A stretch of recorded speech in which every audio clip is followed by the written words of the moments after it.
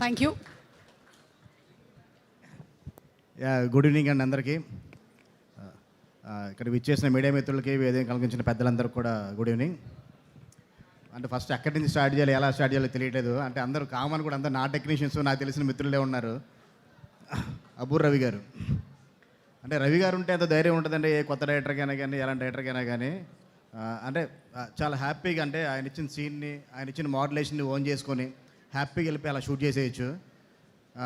అంటే ఒక డైలాగ్స్ అనే కాదు, స్క్రిప్ట్లో కూడా ఆయన చాలా, అంటే ఆయన ఇచ్చే క్లీన్ బెటర్మెంట్స్, అంటే చాలా మైల్యూట్ బెటర్మెంట్స్ ఎలా ఉంటాయంటే అది స్క్రీన్ మీద చూసిన తర్వాత అర్థమవుతుంది. ఆయన చెప్తున్నప్పుడు కూడా ఒకసారి కనెక్ట్ అయిపోయినా కానీ ఆయన నమ్మి వెళ్ళిపోతే చాలు.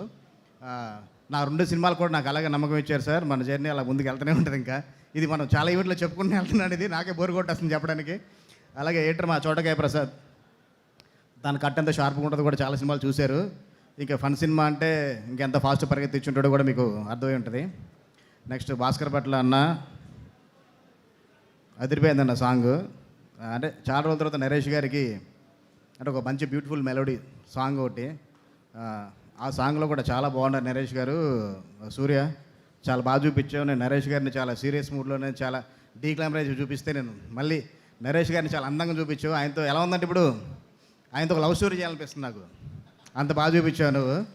ఎందుకు తెలియదు కానీ రోజుకి చాలా అందంగా అయిపోతున్నారు. లాస్ట్ ఒక 1 వీక్ బ్యాక్ కలిసినప్పుడు కూడా చెప్పా, ఏం చేస్తున్నారండి ఇంత యంగ్ అయిపోతున్నారు, ఇంత స్మార్ట్ అవుతున్నారని. ఆ సీక్రెట్ నువ్వు మాకు కూడా చెప్పండి సార్. అలాగే ప్రొడ్యూసర్,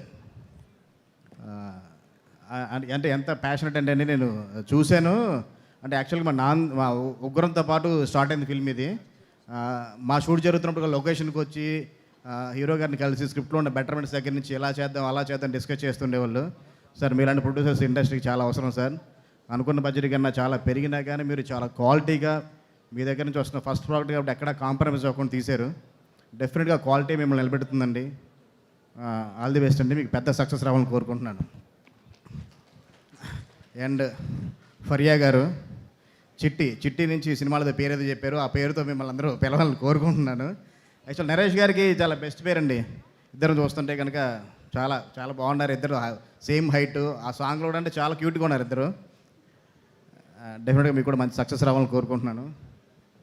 బాగానే మాట్లాడుతున్నా, అర్థం కావట్లేదు నాకు. చాలా బాగా మాట్లాడుతున్నారు విజయ్ గారు. లేదు చాలా బాగా చేసుకుంటాను. లేదంటే నాంది లాంటి సినిమాతో అల్లరి నరేష్ గారి కెరియర్లోనే ఒక డిఫరెంట్ కైండ్ ఆఫ్ ఫిల్మ్కి నాంది పలికారు. అండ్ ఇప్పుడు మళ్ళీ ఆఫ్టర్ ఉగ్రం, నాంది, వీటి తర్వాత మళ్ళీ నరేష్ గారిని ఇలాంటి ఒక జానర్లో చూస్తున్నారు. We are all very happy and different kinds of ఫిల్మ్స్లో మేము నరేష్ గారిని చూడాలనుకుంటూ ఉన్నాము. డెఫినెట్గా అండి. అలాగే మన డైరెక్టర్ మళ్ళీ దగ్గరకు వస్తే మళ్ళీ కూడా అంటే చాలా సినిమాలకి పనిచేసాడు, అసిస్టెంట్గా, అసోసియేట్గా, కో డైరెక్టర్గా.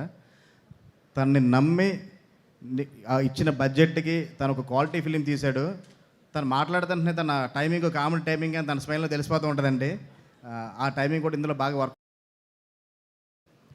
డెఫినెట్గా నువ్వు ఫ్యూచర్లో కామెడీ నుంచి కూడా నాలాంటి సీరియస్ సినిమాలు కూడా చేయాలని కోరుకుంటున్నాను. ఒకదానికే నువ్వు స్టిక్ అని అయిపోకు, మంచి సినిమాలు చేయాలని కోరుకుంటున్నాను. అండ్ ఫైనల్గా మా నరేష్ గారు, మా హీరో గారు, నేను నాందితో ఈరోజుగా నిలబడ్డానంటే నేను నాంది అండి. నరేష్ గారు లేకపోతే నేను ఇంకా అంతకుముందు నేను 10 సంవత్సరాలు ఎలా కదలబెట్టుకుని తిరిగాను అలాగే తిరిగేవాడిని. ఇక్కడ నిలబడి మీ ఫంక్షన్కి నేను మళ్ళీ గెస్ట్గా వచ్చి మాట్లాడడం నాకు చాలా ఆనందంగా ఉంది సార్. అసలుకి